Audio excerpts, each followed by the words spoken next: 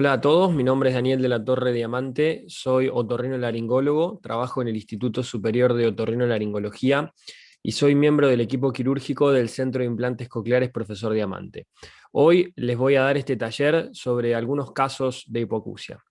Los objetivos de este taller van a ser definir los tipos y grados de hipoacusia y también exponer algunos casos en los cuales el motivo de consulta principal sea la hipoacusia. Vamos a comenzar clasificando a los tipos de hipoacusia. Primero, en base a la clasificación que más frecuentemente usamos, que es según el tipo, ¿no? Podemos decir que las hipoacusias se clasifican en conductivas o neurosensoriales, son conductivas o de transmisión, cuando afectan al oído externo o al oído medio. Esto nos va a dar en el audiograma una afectación directa de lo que es la vía aérea, habiendo un gap osteoaéreo, ¿sí?, también llamado brecha osteoaérea, debido a esta separación entre lo que es la audición de la vía aérea y la vía ósea. Y también tenemos las hipoacusias neurosensoriales, también llamadas perceptivas, que se dan por una afectación del oído interno, o sea, la cóclea, o de la vía auditiva, ya sea el nervio auditivo o alguna otra estación de la vía auditiva. Esto nos va a dar en general un descenso de la vía ósea. Ustedes saben que cuando cae la vía ósea acompaña a la vía aérea, por lo cual no hay un gap en este tipo de hipoacusia. También tenemos lo que son las hipoacusias mixtas, que son cuando tienen un componente conductivo y neurosensorial, ¿sí? También tenemos otras formas de clasificar a las hipoacusias según el inicio de la hipoacusia. Si se dio al nacimiento del niño, puede ser una hipoacusia congénita, pero si se da en el transcurso de la vida, podemos decir que es una hipoacusia adquirida. Y otra forma de clasificar a las hipoacusias adquiridas es en base al momento que se desarrollan en cuanto a la adquisición del habla. Las podemos clasificar en prelocutivas, si se dan antes de los 2 años, perilocutivas, si se dan entre los 2 y los 5 años, o sea, en el momento de mayor desarrollo del lenguaje del niño, o poslocutivas, si se dan luego de los 5 años, cuando en general el lenguaje ya está desarrollado. También las podemos clasificar en base a su patrón evolutivo, en estables o progresivas, y según el compromiso de ambos oídos. ¿Sí? Si tenemos una hipoacusia unilateral pura, ¿sí?, puede ser un single-sided deafness, como se le llama en inglés, que es una hipoacusia unilateral, o una hipoacusia que comprometa a los dos oídos, que va a ser una hipoacusia bilateral. Esta a su vez puede ser simétrica, o sea, el mismo grado de pérdida en los dos oídos, o puede ser asimétrica, o sea, una pérdida bilateral, pero peor en uno de los dos oídos. Bueno, esto es un audiograma básico, ¿sí?, donde podemos apreciar en lo que es las ordenadas, los decibeles. Sabemos que la intensidad de los sonidos se va a clasificar en base a los decibeles. Cuanto más intenso, mayor cantidad de decibeles tiene determinado sonido. Y lo que vamos a consignar en el audiograma puntualmente son los umbrales. Los umbrales son la mínima intensidad a la cual un sonido es percibido, ¿sí? Y después también en lo que son las abscisas vamos a graficar el espectro frecuencial dividido en diferentes frecuencias, ¿sí? Más a la izquierda vamos a tener lo que son las frecuencias más agudas, y luego tenemos las frecuencias medias hacia el medio del audiograma, y a la derecha tenemos las frecuencias que son más agudas, o sea, las altas frecuencias, ¿sí? Esto nos va a permitir tener un paneo de cómo el paciente escucha sus umbrales en los diferentes tonos frecuenciales. Bueno, otra forma de clasificar a las hipoacusias es en base al grado, ¿sí? Un paciente que escucha, o sea que sus umbrales están entre 0 y 20 decibeles, podemos decir que tiene una hipoacusia, que tiene una normoacusia, o sea, una audición normal. Ahora, si el paciente tiene sus umbrales entre 20 y 40 decibeles, decimos que tiene una hipoacusia leve. Si el paciente tiene sus umbrales auditivos entre 40 y 60 decibeles, tiene una hipoacusia moderada. Ahora, si los umbrales auditivos se encuentran entre 60 y 80 decibeles, decimos que es una hipoacusia severa, y si se encuentran arriba de 80-85 decibeles, el paciente tiene una hipoacusia profunda o total o casi total también, ¿sí? Bueno, Yendo de lleno con lo que son los casos, ¿sí? Empezamos con el caso 1, es un niño de 5 años de edad que consulta por retraso en la adquisición del lenguaje derivado por su pediatra.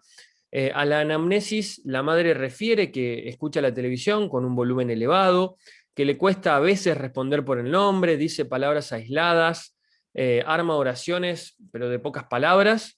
Y a su vez, indagando un poco más, la madre refiere que tiene un síndrome de apnea hipopnea obstructiva del sueño, pero leve, o sea que es intermitente, y con somnolencia diurna, pero es un niño clínicamente sano, ¿sí? Cuando lo observamos al niño, bueno, de perfil podemos observar en la foto superior una retrognatia, y de frente podemos ver que este niño es un respirador bucal, que ya tiene una alteración en todo el desarrollo de sus arcadas dentarias debido a la retrognatia y a la respiración bucal, ¿no? Esto también nosotros lo llamamos, los otorrinolaringólogos, facies adenoideas, ¿sí? Al niño que tiene esta retrognatia y la respiración bucal. Al examen físico oral presenta unas amígdalas grado 3, con una leve rinitis, y en los oídos tiene una efusión. Ustedes saben que la efusión es cuando en los oídos tenemos un contenido que puede ser un contenido seroso, un contenido mucoso, ¿sí? Acá en este caso, por ejemplo, en la otoendoscopía que tenemos ahí de este niño, bueno, es un contenido seroso, ¿sí? Donde podemos ver burbujas en el oído medio. Bueno, entonces, ¿qué conducta tomamos con este niño? En principio, hacemos un tratamiento médico, ¿sí? O sea, el niño evidentemente está con una hipoacusia debido al contenido que tiene en su oído medio. Entonces, lo que nosotros vamos a hacer con un tratamiento medicamentoso con corticoides y antibióticos es tratar de ayudar a desinflamar a esas trompas de Eustaquio para que puedan drenar ese contenido, ¿sí? En general, hacemos 2 ciclos de tratamiento. Si el primero no funciona, hacemos un segundo tratamiento, y si este segundo no funciona, ya hacemos la indicación de la cirugía para poder hacer un drenaje instrumental de esos oídos, ¿sí? También le pedimos una audiometría por juego, porque bueno, esta hipoacusia hay que documentarla, con una logoaudiometría, que es la audiometría de la comprensión de las palabras, una impedanciometría y una timpanometría, ¿sí? También le pedimos una radiografía de perfil de Cavum, donde vamos a evaluar sus adenoides, y una polisomnografía para ver cómo es realmente ese síndrome de apneas o hipopneas. Bueno, el paciente nos trae los estudios y lo que podemos observar es una brecha osteoaérea, un gap osteoaéreo bilateral, donde también en el timpanograma observamos un timpanograma plano bilateral. Si ustedes saben que el timpanograma grafica la motilidad de la membrana timpánica ante la presión que se le ejerce con el impedanciómetro.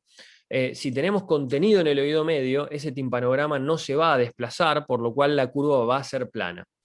En la placa de adenoides podemos observar un tejido a nivel del cavum que está, digamos, hipertrófico, que son las adenoides, que contactan prácticamente con el paladar blando. Eso genera una obstrucción a nivel de la vía aérea superior, y en la polisomnografía el resultado fue un síndrome de apneas, hipopneas obstructivas del sueño moderado. O sea, es bueno tener la documentación de la polisomno, porque a veces lo que la madre nos percibe no es fiel a lo que realmente el niño tiene. A veces los padres o exageran o menosvaloran digamos, los cuadros de apneas. Entonces siempre es bueno poder documentar esos episodios. Entonces, ¿cómo resolvimos? Bueno, le dimos 2 ciclos de tratamiento para su otitis media efusiva crónica, que no resuelve con el tratamiento médico, por lo cual procedemos a realizar una adenoamigdalectomía y le colocamos los tubos de ventilación, que pueden verlo acá, ¿sí? En verde es el tubito de ventilación que colocamos, que es un tipo de tubo que se llama paparela. Hay 2 tipos de tubos, son los paparela, son los de, digamos, corta permanencia, duran aproximadamente un año, y los tubos en T, que son tubos que en general duran más o menos 1 año y medio, 2 años. Los tubos son cuerpos extraños, por lo cual tienden a expulsarse solos por el organismo. En la audiometría de control, el niño tiene una audición normal, no ronca más durante el sueño, y mejora sustancial en su retraso del lenguaje, ¿sí? Esto lo habíamos evaluado con una fonoaudióloga. El concepto importante es que la OME bilateral genera una hipoacusia conductiva de al menos 40 decibeles, ¿sí? Esto puede resolver o con tratamiento médico o con tubos, pero es importante resolverlo, no solo por el riesgo de la otitis, sino por la hipoacusia que genera, ¿sí? En la etapa del desarrollo, a los 4, 5, a los 3, 4, 5 años, el niño necesita escuchar al 100%. Si el niño tiene una hipoacusia de 40 a 45 decibeles, esto es causal de un retraso en la adquisición del habla o alteraciones en la articulación de la palabra, ¿sí? ¿Por qué? Porque ese niño no tiene todo el input audiológico que necesita para poder desarrollar el lenguaje. Entonces, como moraleja de este caso, si bien el paciente no consultaba directamente por una hipoacusia, consultaba por un retraso del lenguaje, la hipoacusia puede ser el origen del retraso del lenguaje, ¿ok? O sea que ese es uno de los conceptos importantes del primer caso. Pasamos al segundo caso. Es una paciente femenina de 54 años de edad, con hipoacusia unilateral derecha de 3 o 4 meses de evolución aproximadamente. Como antecedentes personales, es tabaquista, a su vez tenía una disfonía que se notaba al momento de la consulta, con un diagnóstico de edema de Renke hace unos 3 años, que nunca fue tratado, pero bueno, sí diagnosticado, y también presentaba hipertensión arterial y obesidad. Al examen físico, el oído izquierdo se veía normal, estaba ventilado, pero el oído derecho tenía una otitis media efusiva crónica. La rinoscopía es normal y las fauces no tenían particularidades. Le hacemos a esta paciente que tiene una otitis media efusiva crónica, le hacemos unos diapasones, una maniobra de Weber, donde apoyamos el diapasón en el vértex, nos lateraliza al lado derecho y el rine es negativo en oído derecho y positivo en el oído izquierdo. O sea, todo coincide con que tiene una otitis media efusiva crónica, unilateral, ¿sí? ¿Qué pasa? ¿Qué conducta tomamos? Bueno, esta paciente con la otitis media efusiva crónica del oído derecho, bueno, es una hipoacusia conductiva debido a la ocupación que tiene su oído medio. Pero bueno, nosotros siempre que tenemos un paciente con una otitis media efusiva unilateral, especialmente si es un paciente adulto, hay que pedir una rinofibrolaringoscopía. Y este es un concepto muy importante porque podemos estar frente a un tumor de Cavum, que ahí tenemos una imagen de un tumor de Cavum, y eso es algo que nosotros tenemos que descartar cuando tenemos un paciente con una otitis media efusiva crónica unilateral, principalmente, ¿sí? Y más si es adulto y antecedentes de fumar, ¿sí? O sea que en este caso, en el caso 2, si bien resolvemos la hipoacusia colocando un tubo, bueno, acá toma más protagonismo el tema del tumor de Cavum que requiere una resolución. Pasamos ahora al caso número 3. Es un paciente femenino de 43 años de edad, docente, con una hipoacusia de años de evolución, bilateral, pero es peor en oído derecho. Siempre es importante cuando el paciente viene por hipoacusia consultar el lado, si es de los dos lados, bueno, cuál es el peor oído, eso nos ayuda mucho. No tiene antecedentes personales ni familiares, los dos oídos se encuentran ventilados y las fauces y las fosas nasales no tienen particularidades. En esta paciente, bueno, le procedemos a hacer diapasones. Los diapasones son mandatorios. Nosotros los otorrinolaringólogos siempre tenemos los diapasones en el escritorio, son fundamentales, sobre todo para la guardia, para descartar hipoacusias súbitas, para orientarnos sobre un componente conductivo o neurosensorial de la hipoacusia. O sea que los diapasones son fundamentales y ustedes tienen que saber perfectamente todas las maniobras acumétricas con los diapasones. Bueno, le hacemos a esta paciente el Weber que lateraliza al oído derecho, que es su peor oído. El rine es negativo bilateral. Y hay una maniobra que es muy útil, que es la de Luis Bin Federici, en la cual apoyamos el vástago del diapasón sobre la mastoides y luego llevamos el vástago del diapasón hacia el trago y comprimimos el trago con el vástago. Eso genera una caja de resonancia que nos magnifica la vía aérea. Entonces, esto nos habla cuando tenemos una vía ósea mayor al trago, nos habla de que tenemos una hipoacusia de al menos 40 decibeles de intensidad. Y el Luis Bin Federici en esta paciente, bueno, era ósea igual a trago, ¿sí? O sea que no llegaba a ser una hipoacusia de 40 decibeles, pero en el oído derecho sí era una ósea mayor que trago. ¿Bien? Entonces, bueno, a esta paciente necesitamos evaluarla, le pedimos una audiometría, una logoaudiometría, una impedancia y una timpanometría, eso es la ALIT, es ese combo de estudios, pero a esta paciente, como sospechamos una autoesclerosis, le pedimos una logoaudiometría por vía ósea, que es un estudio muy importante en la autoesclerosis porque nos habla de lo que es la reserva coclear y el pronóstico quirúrgico.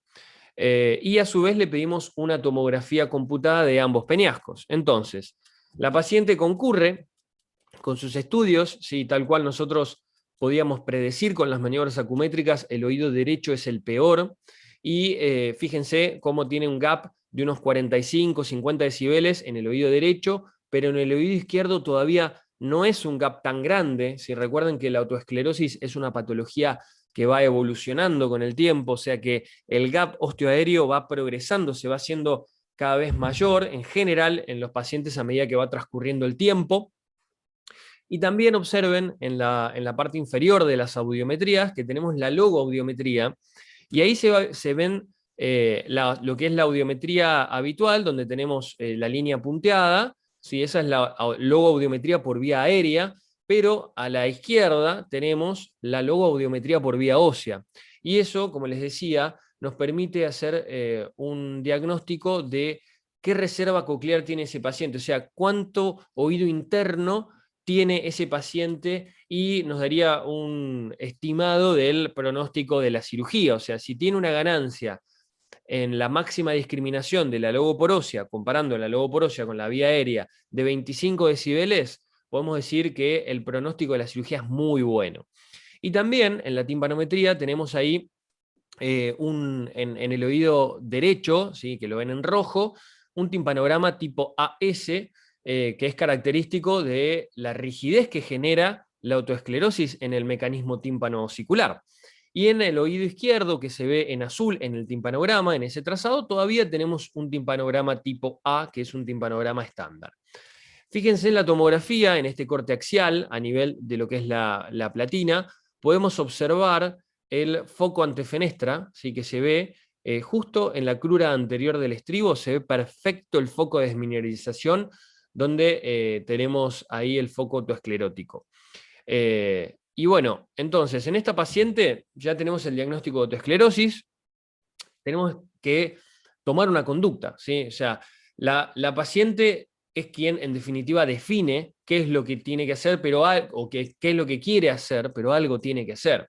Entonces, lo que hacemos con la paciente es indicarle una prueba de audífonos, y también le hablamos de la microcirugía como una opción, ¿sí?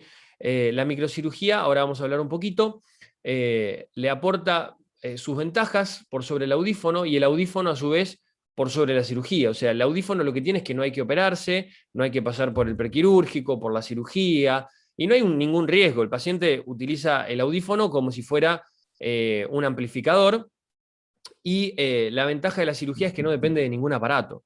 Pero hay que recordar, si ustedes lo vieron en la clase de autoesclerosis, que la cirugía de la autoesclerosis no se indica siempre que haya un gap. El gap tiene que tener determinadas características, ¿sí? Y tiene que ser de al menos 35 decibeles. ¿Sí? No se puede indicar la cirugía de la autoesclerosis si el gap es de 20, 25 decibeles, porque eso, primero, hay poco para ganar, y segundo, que hay un mayor riesgo de tener complicaciones intraquirúrgicas. Y recuerden que es bueno en estos pacientes que presentan autoesclerosis siempre hacer una prueba de audífonos, porque bueno, siendo una patología que afecta la audición de modo conductivo y donde existe una remota, pero existe una posibilidad de complicación, de pérdida de audición en la cirugía, es bueno que el paciente sea quien defina la indicación de la cirugía, ¿sí? Habiéndosela propuesto nosotros como una alternativa.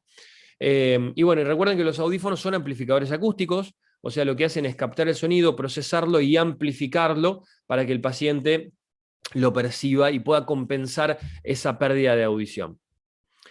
Les voy a mostrar brevemente un video de la cirugía de la autoesclerosis. En la cirugía de la autoesclerosis usualmente usamos el abordaje transcanal. Acá estamos viendo un oído izquierdo y estamos decolando el colgajo tímpano-meatal hasta que vemos el ánulus timpánico. Ahí comenzamos con el cureteo necesario para poder exponer todas las estructuras anatómicas, y ahí disecamos la cuerda del tímpano para poder visualizar mejor. En esta imagen se ve perfecto el foco autoesclerótico antefenestra. Seguimos separando un poco la cuerda del tímpano, que suele estar adherida a la pared del conducto, y necesitamos curetear un poco más para poder exponer mejor la fosa oval. Ya podemos ver la platina, y ahí con un trépano realizamos un agujero de seguridad, lo cual nos garantiza luego poder desprender más pedazos de platina. Y una vez que hacemos el agujero de seguridad, palpamos con un ganchito la articulación incudo-estapedial, ¿sí? Y lo que hacemos es romper la cápsula para que luego con un desarticulador podamos romperla completamente. Entonces desarticulamos el yunque del estribo. Luego procedemos a la tenotomía del tendón estapedial y pasamos a hacer un derribo de cruras, o sea, fracturamos las dos cruras. La platina está fija, por lo cual nos va a quedar en la fosa oval, y retiramos la supraestructura del estribo, o sea, las dos cruras y el capitel.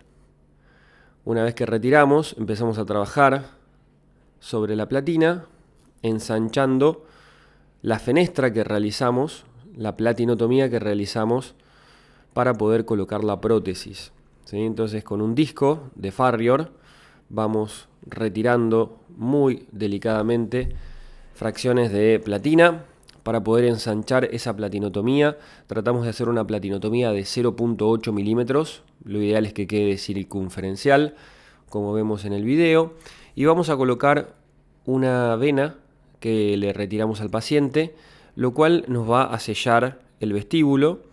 Entonces vamos a tener menos riesgo de una fístula perilinfática en el posoperatorio.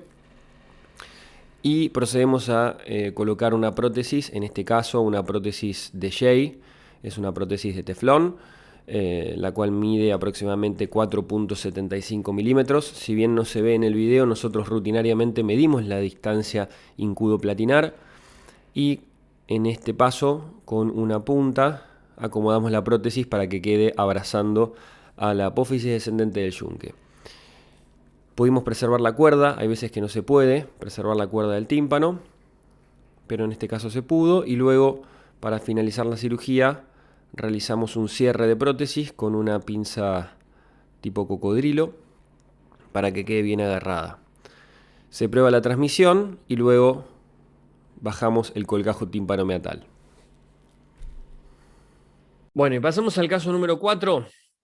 Este es un caso de un paciente femenino de 23 años de edad que consulta por otorrea de oído izquierdo de años de evolución, sin tratamiento, con una hipoacusia homolateral, obviamente.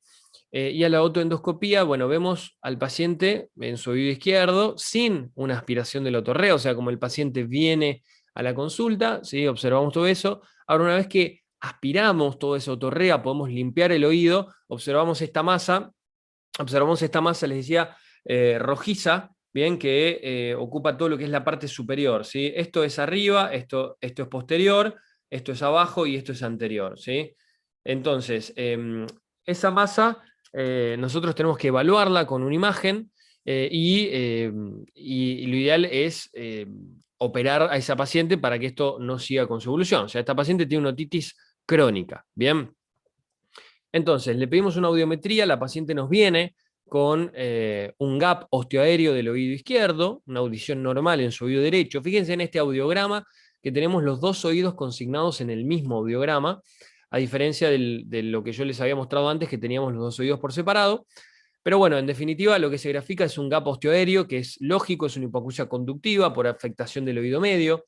En la tomografía computada, bueno, vemos todo esto, que es una masa que ocupa el oído medio, el ático, y bueno, ahí en ese caso en particular erosiona el canal semicircular lateral, ¿sí? Todo esto es por el avance de la otitis crónica. La otitis crónica, ustedes saben que es una patología que va avanzando, puede ser colesteatomatosa o no colesteatomatosa, pero lo que hace es, en base a la disfunción de la trompa de Eustaquio, ir progresando esa otitis y va avanzando y va comiendo las estructuras del oído medio, todo el mecanismo tímpano-osicular. Entonces eso nos genera una hipoacusia conductiva, ¿sí? ¿Qué pasa? En esta paciente se realizó una mastoidectomía abierta del oído izquierdo para la extracción de este colesteatoma, de esta otitis crónica, y en la cirugía se observa una discontinuidad de la cadena osicular, ¿sí? Lo que llamamos nosotros una fosa oval vacía, o sea, en la fosa oval no había estribo, sino que estaba todo comido por la patología. Entonces, a los 3 meses de la cirugía le realizamos una audiometría completa de control que nos arroja una hipoacusia conductiva máxima. Ustedes saben que la hipoacusia conductiva máxima puede ser de 60 decibeles, y esto es porque a partir de los 60 decibeles los sonidos ya estimulan al oído interno. Entonces, la máxima hipoacusia de conducción que podemos tener es de 60 decibeles. Y esta paciente, al no tener supraestructura, al no tener un estribo íntegro y móvil, bueno, por la erosión de la propia patología, evidentemente tiene una hipoacusia conductiva máxima. Entonces, lo que hacemos con esta paciente que tiene una otitis crónica es hacer una prueba de audífonos y de un dispositivo de conducción ósea que ahora los vamos a ver. Hay que tener en cuenta que los oídos operados por otitis crónica en general tienen una meatoplastia. Ahí tienen una foto de lo que es una meatoplastia y bueno, la idea de la meatoplastia es ensanchar el meato auditivo comiendo un poco del cartílago de la concha auricular para poder ampliar ese conducto, o sea, para poder ampliar y hacer más controlable al oído en el consultorio. Entonces nosotros ensanchando el meato podemos tener un mayor control de esa cavidad que nosotros tenemos, ¿sí? En la otitis crónica, lo deben haber visto en esa clase, nosotros generamos a veces una mastoidectomía abierta, en la cual hacemos una continuidad entre lo que es el oído medio y la mastoides. Entonces eso nos da una cavidad que tenemos que controlarla con un meato amplio para poder llegar a todos los rincones de esa cavidad.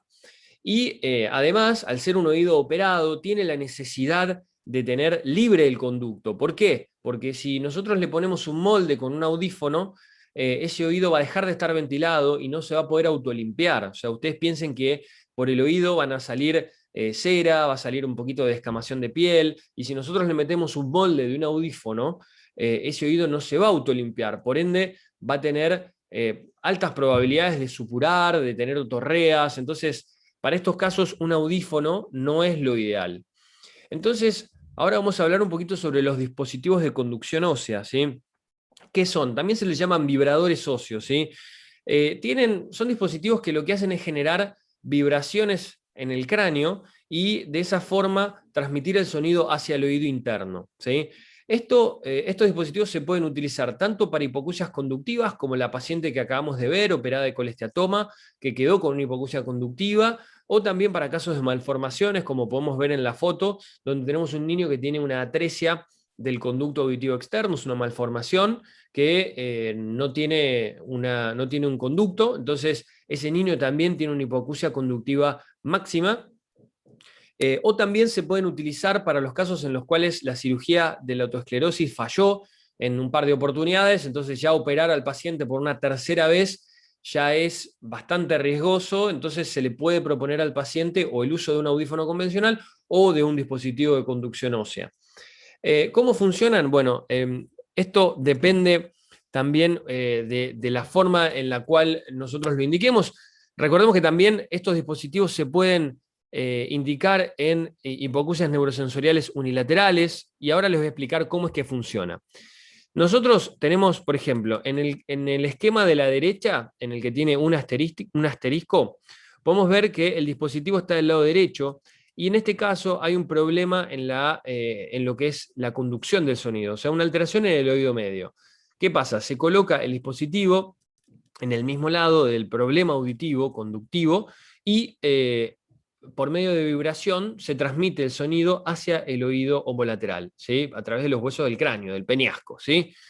En la opción de la indicación de estos aparatos para hipoacusias neurosensoriales, lo que buscamos es una alternativa intermedia entre un audífono cross y un implante coclear, ¿sí? ¿Qué hacen estos aparatos? Lo que hacen es captar el sonido del lado donde el paciente no escucha y transmitirlo a través de los huesos del cráneo hacia el oído contralateral, ¿sí? Entonces, esto da una sensación auditiva bastante buena del lado que el paciente no escucha, pero a expensas del oído que escucha. ¿Bien?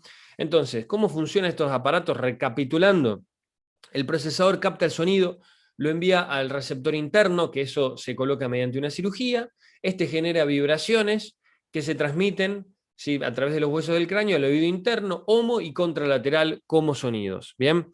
Entonces, acá tenemos, ¿sí?, los dispositivos de conducción ósea, para que los vean un poco más en detalle. Tenemos dispositivos de conducción ósea quirúrgicos y no quirúrgicos. Los no quirúrgicos pueden ser o una vincha que genere una vibración a nivel de la piel y esa vibración a través de la piel se transmite al hueso, o los adhesivos, ¿sí? Que se le pega un adhesivo atrás del oído al niño y ese adhesivo va con un procesador que transmite vibraciones a la piel y de la piel al hueso. ¿Bien? Hay que tener en cuenta que los no quirúrgicos, como tienen toda la impedancia de la piel, suelen tener menos potencia que los quirúrgicos. ¿Bien?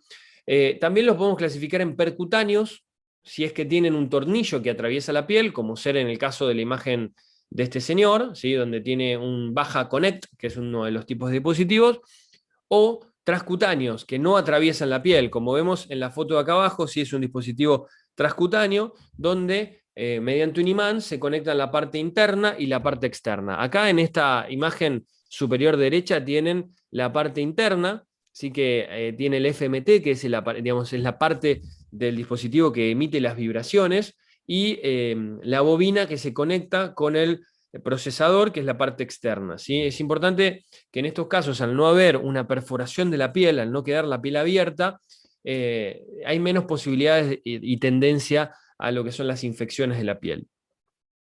Bueno, lo que tienen de positivo estos aparatos es que se pueden probar antes de indicar la cirugía. Entonces, eso es muy bueno porque si bien no es exactamente el mismo resultado que el paciente va a tener una vez que esté operado, es una sensación muy similar de audición que el paciente va a tener luego de la cirugía. Y también otra cosa que es importante es que estos dispositivos se pueden indicar a partir de los 5 años. Y esto es debido a que el espesor de la calota craneal tiene que tener al menos 4 milímetros, ¿sí? Y ese espesor en general se logra a partir de los 5 o 6 años. Bueno, acá les voy a mostrar un video de lo que es un dispositivo de conducción ósea. Este caso es el de una paciente que tenía un dispositivo de conducción ósea percutáneo, la cual tenía infecciones a repetición, por lo cual decidimos hacer la migración hacia un dispositivo de transmisión ósea transcutáneo, en este caso el bone bridge. Bueno, una vez que expusimos la calota craneal, hacemos un dibujo de lo que va a ser toda la forma del FMT para empezar a drilar la calota craneal hasta exponer la dura madre. Como podemos ver que se va visualizando la vasculatura de la dura madre, probamos que el diámetro esté adecuado con un muleto y seguimos drilando. Ahí ya podemos meter un disector para poder separar la dura madre de la calota de manera de poder colocar el FMT, que es el elemento que va a transmitir las vibraciones. Es necesario que se frese cilíndricamente, colocamos un pedazo de plástico esterilizado para poder cubrir la dura madre y no dañarla, y de esa manera rectificar las paredes del lecho que realizamos. Luego tenemos que hacer un drilado para la colocación de los tornillos que este dispositivo requiere. Hacemos el drilado de un lado y después tenemos que hacer un drilado del otro lado. Entonces de esa manera ya nos quedan los agujeros para los tornillos. Chequeamos con el muleto de que esté adecuado el fresado y colocamos el dispositivo, ¿sí? Ahí le colocamos el FMT en el hueco generado y pasamos luego, una vez que dejamos el dispositivo en posición, a introducir los tornillos. Este es el dispositivo Bone Bridge 1, ahora el Bone Bridge 2 tiene tornillos autoenroscantes, por lo cual no hay que hacer un fresado en los tornillos. Y realmente la cirugía es muy fácil, ¿sí? No es una cirugía compleja, pero con el dispositivo nuevo aún es más fácil. Bueno, colocamos el primer tornillo y ahí el segundo, y luego procedemos a hacer un cierre por planos. Hay que hacer un ajuste de torque de manera que queden bien ajustados los tornillos al hueso del cráneo, ¿sí? Y luego cerramos por planos y termina la cirugía. Y pasamos al caso número 5. Este es un caso de una paciente femenina de 23 años de edad con hipoacusia de oído izquierdo de 24 horas de evolución. Al examen físico encontramos los dos oídos ventilados, pero con un Weber lateralizado a oído derecho. Estar alertas de si tenemos un Weber lateralizado a oído derecho con una sensación de oído tapado contralateral, bueno, estamos ante una sospecha de hipoacusia súbita, entonces tenemos que pedir una audiometría tonal urgente, ¿sí? O sea, hacerla cuanto antes porque el paciente no puede esperar, ¿bien? Se instaura ante el diagnóstico de la hipoacusia súbita, ustedes ven ahí la audiometría, ven el audiograma con las flechitas para abajo, implica que el paciente no percibe esas frecuencias, entonces al haber detectado esta hipoacusia súbita tenemos la obligación de empezar un tratamiento con corticoides bioral urgentemente. A los 7 días del tratamiento bioral no tiene mejoría, por lo cual se plantea un rescate con corticoides transtimpánicos. Y esa es una alternativa que nosotros utilizamos cuando el paciente no revierte su pérdida de audición.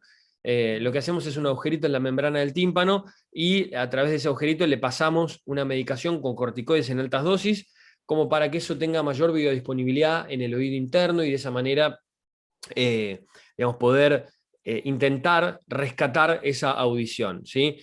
Hacemos habitualmente 3 sesiones. Al no haber recuperación, bueno, le pedimos a la paciente una resonancia magnética con y sin contraste, ¿sí? Esto es importante, la resonancia magnética nos va a dar información sobre partes blandas y nosotros tenemos que pedirla con contraste para descartar que haya o no un tumor. En este caso lo que buscamos es un neurinoma del acústico, un schwannoma vestibular, ¿sí? Que es un tumor que se da con relativa frecuencia y puede manifestarse con una hipoacusia súbita, con un zumbido o con un vértigo, o sea que ante estas 3 situaciones es muy importante siempre hacer una resonancia magnética. Entonces, nosotros, ¿qué no podemos encontrar en esa resonancia magnética? ¿Sí? O sea, ¿por qué pedimos una resonancia magnética? Bueno, para descartar esto, como les decía, ¿sí? Un neurinoma del acústico, como ven acá, ¿sí? Que es un tumor que se desarrolla en el ángulo pontocerebeloso a expensas del nervio vestibular y puede generar la hipoacusia, la alteración del equilibrio, el acúfeno, ¿bien?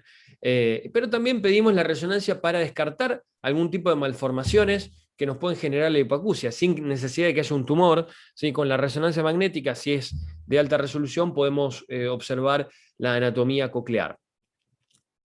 Bueno, continuando con el caso número 5, ¿sí? En este caso en particular la paciente presentaba una resonancia magnética normal, ¿sí? Y la paciente no recuperó nada de su audición, entonces presentaba un gran disconfort con su hipoacusia y, bueno, y con su acúfeno. Entonces, lo que hacemos en estos pacientes que tienen una hipoacusia unilateral es indicarle un audífono tipo Cross, una prueba de audífono tipo Cross, mejor dicho, que es un audífono que lo que hace es captar el sonido en el oído que no escucha y transmitirlo al oído que escucha mediante Bluetooth. Entonces eso da una ayuda al paciente cuando tiene una persona hablándole de este lado que no escucha, por lo menos el otro lado lo percibe, entonces es bajar un poquito el disconfort de la hipoacusia unilateral, ¿sí? Y también podemos probar un dispositivo de conducción ósea, como lo explicamos anteriormente, ¿sí? Ahora, la paciente, en este caso en particular, refiere mucha molestia con su acúfeno, que se hace intolerable, y las pruebas de Cross y del dispositivo de conducción ósea no han sido satisfactorias, ¿sí? Por lo cual se plantea la posibilidad de un implante coclear de ese lado, ¿sí? La realidad es que el implante coclear es el único dispositivo que puede restaurar la audición una vez que se perdió en un grado severo profundo, ¿no? ¿Y qué problemas genera la pérdida de la audición de manera unilateral? Bueno, la pérdida de la audición de manera unilateral genera una pérdida de lo que es la binauralidad. ¿Qué es la binauralidad? La binauralidad es la capacidad de escuchar en estéreo que tenemos todas las personas que escuchamos bien por los 2 oídos.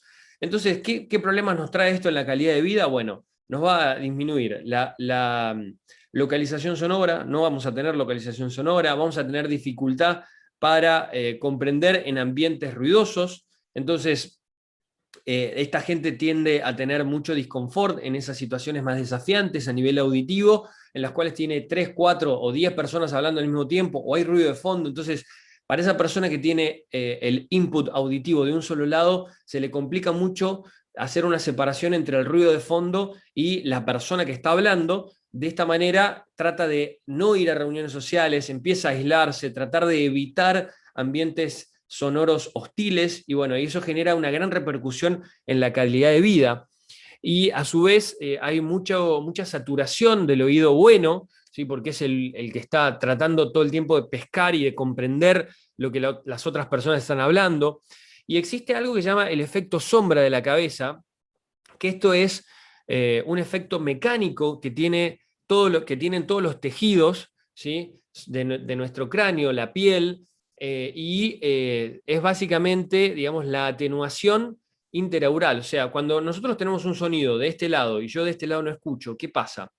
Mi oído derecho lo va a captar ese sonido, pero va a haber una disminución, sobre todo en lo que son las frecuencias más agudas, o sea, en las altas frecuencias, va a haber una disminución muy importante debido a la atenuación que generan todos los tejidos, todos estos tejidos que tiene mi cráneo, ¿sí? Y eso se llama el efecto sombra de la cabeza, ¿bien?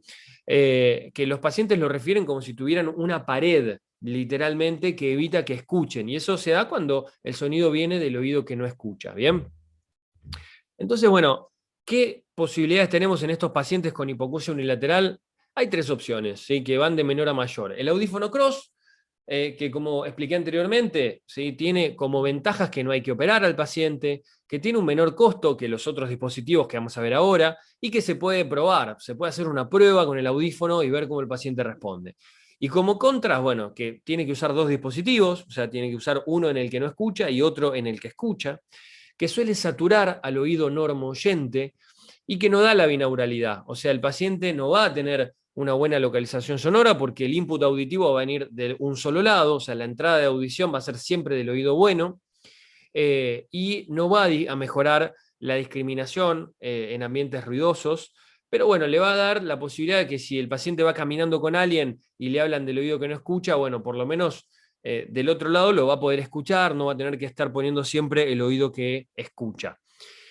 Los dispositivos de conducción ósea es otra de las posibilidades que podemos tener en estos pacientes con hipoacusia unilateral. Bueno, como ventaja, generan una menor saturación del oído bueno que el audífono Cross, y por otro lado, utiliza un solo dispositivo, no tiene que estar usando dos aparatos, pero como contra requiere una cirugía que depende de la audición del oído contralateral. O sea, si tenemos un oído contralateral que está bajando, o sea, que está progresando esa hipoacusia, bueno, el dispositivo de conducción ósea se va a complicar si es que desciende suficiente la audición. O sea, si desciende mucho la audición del oído bueno, estamos en el horno porque no va a andar el dispositivo de conducción ósea.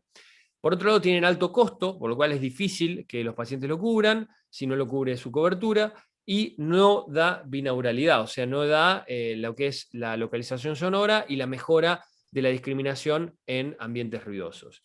Y la tercera opción, que no se puede probar, es el implante coclear, ¿sí? Que este sí recupera la binauralidad, o sea, al darnos audición del oído perdido, nos da la posibilidad de localizar sonidos y nos da la posibilidad de mejorar la discriminación en ambientes ruidosos, ¿sí? Y además tiene como ventaja de que tiene altas chances de mejorar el acúfeno que el paciente sufre como secuela de su hipoacusia súbita, ¿sí? O sea que es la única alternativa de recuperar la audición en estos casos, y como contra decía que no se puede probar, que requiere una cirugía y que también tiene un alto costo.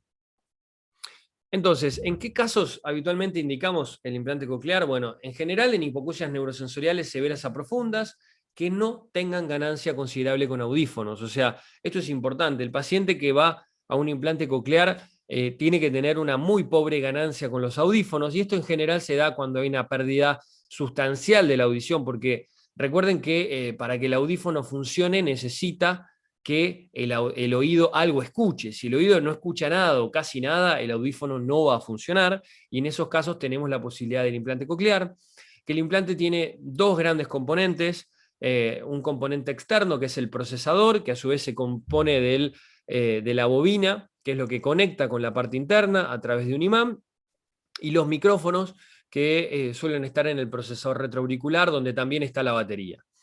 Y después tiene la parte interna, que es el receptor estimulador, que tiene un imán, que lo bueno que tienen los implantes nuevos es que ese imán es compatible con resonancia magnética, lo cual es muy ventajoso, porque antes, para hacer una resonancia magnética a un paciente había que sacarle el imán, hacerle la resonancia, después volverla a poner al imán. Ahora eso ya no va más porque los implantes nuevos son compatibles con resonadores. Y después tiene lo que es el array de electrodos, que es todo este cablecito que viene por acá, que termina en este, que es el que tiene los puntos de estimulación, donde vamos a insertar ese cablecito adentro de la cóclea, ¿sí? Y ahora me parece que viene este gráfico donde acá vemos las dos partes trabajando en conjunto, el audioprocesador, el procesador del habla que va retroauricular, como si fuera un audífono, la bobina que se conecta con la parte interna, así que esto va en la calota craneal, se hace un lecho óseo para que eso quede anclado y se fija con puntos de sutura, ahora les voy a mostrar el video, y luego en la red de electrodos que va adentro de la cóclea. Acá tienen el cable, ¿sí?, que va en la rampa timpánica, cómo va estimulando tonotópicamente todas las frecuencias. Fíjese, en este esquema tenemos las bajas frecuencias, son las que están más apicales a nivel de, perdón, sí, las bajas frecuencias son las que están más apicales, ¿sí?, y las altas frecuencias son los tonos más agudos, son los que están más basales, ¿sí? Entonces los agudos están más basales y los apicales son los más graves, ¿bien? Y con el electrodo vamos a cubrir toda ¿cómo se llama? Ese recorrido de la cóclea, estimulando tonotópicamente, o sea, selectivamente cada sector de la cóclea, dándole sonoridad a las diferentes frecuencias. Bueno, este es el video de la cirugía del implante coclear. Bueno, ahora vamos a ver una mastoidectomía de un oído izquierdo, un abordaje retroauricular. Comenzamos comiendo las celdillas mastoideas hasta ver el yunque, el canal semicircular, como podemos ver ahí, y exponer la tercera porción del nervio facial para luego realizar la timpanotomía posterior, como estamos viendo. Ahí ya podemos visualizar en el fondo de la timpanotomía posterior a la ventana redonda. Comemos el alero de la ventana redonda, la dejamos expuesta y le colocamos un corticoide que va a hacer un efecto antiinflamatorio y nos va a ayudar a preservar la audición. Ahí estamos midiendo la distancia a la cual vamos a fresar el lecho óseo para el receptor estimulador. Lo dibujamos con un lápiz y luego con una fresa lo tallamos en la calota, de manera de que el receptor estimulador, que ahí lo hemos colocado y fijado con un hilo no reabsorbible, quede en su posición.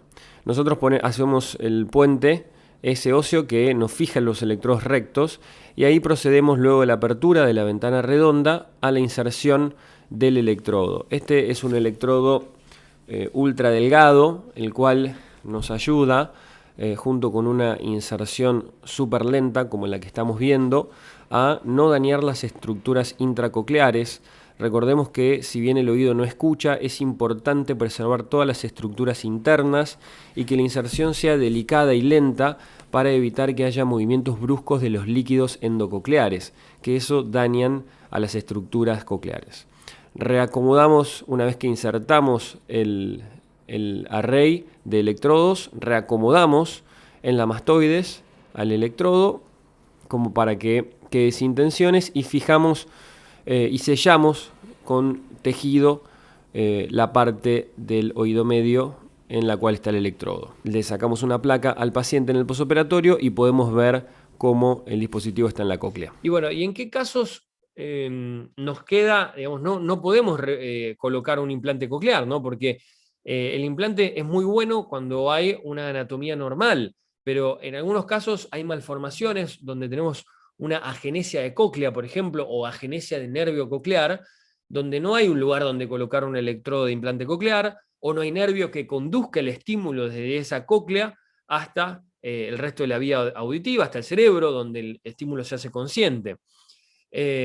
O también hay malformaciones cocleares severas, por ejemplo, hay una cóclea que está totalmente abierta y comunicada con el ángulo pontocerebeloso. Bueno, en esos casos no se puede hacer un implante coclear.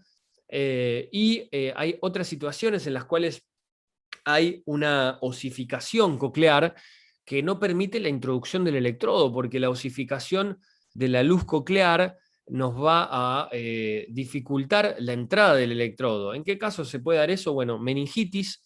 Las meningitis generan una laberintitis osificante que genera una oclusión rápida de la cóclea en algunos meses. Si es una meningitis por estreptococo puede generar la oclusión total de la cóclea, por lo cual en esos casos en los cuales hay una meningitis y una hipoacusia profunda, es importante evaluar al paciente para descartar una osificación coclear de manera rápida para indicar el implante urgentemente. Otro caso son las autoesclerosis, que son patologías mucho más lentamente progresivas, pero que también pueden osificar, en algunos casos de autoesclerosis malignas, osificar completamente la cóclea, haciendo imposible el implante coclear. O también, por ejemplo, algunas fracturas de cóclea, donde bueno, el tejido fibrótico secuelar genera un crecimiento óseo que hace que no se pueda colocar el implante. También hay tumores del ángulo pontocerebeloso en los cuales el paciente fue intervenido quirúrgicamente y no se pudo respetar la indemnidad anatómica del nervio coclear, o sea que en esos casos, bueno, no se puede hacer un implante porque no va a haber un nervio que conduzca el estímulo del implante, que eso en general se da en neurinoma del acústico o en neurofibromatosis de tipo 2. Entonces, en estos casos donde el implante no funciona, ¿qué podemos hacer? Bueno, tenemos la alternativa del implante auditivo de tronco cerebral, que es un dispositivo que estimula eléctricamente a los núcleos cocleares, o sea que salteamos la primera estación de la vía auditiva, que son las neuronas bipolares del ganglio auditivo, y nos vamos a los núcleos cocleares, directamente mediante una neurocirugía en la cual, mediante un abordaje retrosigmoideo, exponemos el ángulo pontocerebeloso, se nos van a abrir los cuerpos coroideos y vamos a poder acceder al receso lateral del cuarto ventrículo y el foramen de Luschka, a donde se encuentran los núcleos cocleares dorsal y ventral, y sobre esos núcleos vamos a posicionar una placa de electrodos, ¿sí? En este caso no es un array, no es un cablecito, sino que es una placa con diferentes puntos de contacto que lo que van a hacer es estimular directamente a los núcleos cocleares dorsal y ventral. Bien, estos implantes no tienen el mismo resultado que el implante coclear, son implantes que tienen en general un resultado más lento y no es tan bueno, o sea, como el del implante. El implante coclear indicado en un niño con hipoacusia congénita puede permitirle un desarrollo del habla y el lenguaje perfecto. Nosotros tenemos niños que son trilingües y implantados bilateralmente, y la verdad que tienen una articulación perfecta de la palabra y un desarrollo excelente. Con el implante de tronco suceden varias cosas. Primero, al saltear una estación de la vía auditiva, la tonotopía no es tan selectiva. Por otro lado, en general estos pacientes los solemos implantar más grandes porque hay todo un retraso en el diagnóstico de la situación de estos pacientes, y además estos pacientes en general tienen algún otro hándicap asociado, o sea, suelen tener algún retraso madurativo o alguna otra malformación que hace que el resultado con el implante de tronco tampoco sea tan favorable, pero sí estos implantes es la única opción para escuchar para estos pacientes y le dan cierta audibilidad a los pacientes. O sea, entre no escuchar ningún sonido y escuchar, aunque sea algunos extractos o algunos sonidos, bueno, es un gran aporte en la calidad de vida de los pacientes. Así que bueno, chicos, terminamos con la presentación. Espero que les haya sido útil y les haya gustado esta presentación de casos. Traté de hacerla dinámica, traté de cubrir implante, audífonos, implante de tronco, dispositivo de conducción ósea, algunas situaciones que no requieren ningún dispositivo, pero que sí generan hipoacusia, como la autoesclerosis, como la otitis media efusiva, como el colesteatoma. Y bueno, les dejo acá mi correo electrónico, mi Instagram, por si quieren hacerme alguna consulta, y también les dejo mi canal de YouTube por si quieren ver algún video de cirugía, si les interesa. Yo suelo subir algunos videos informativos y de cirugías, así que bueno, ahí está. Muchas gracias por haber visto la clase y bueno, estamos en contacto.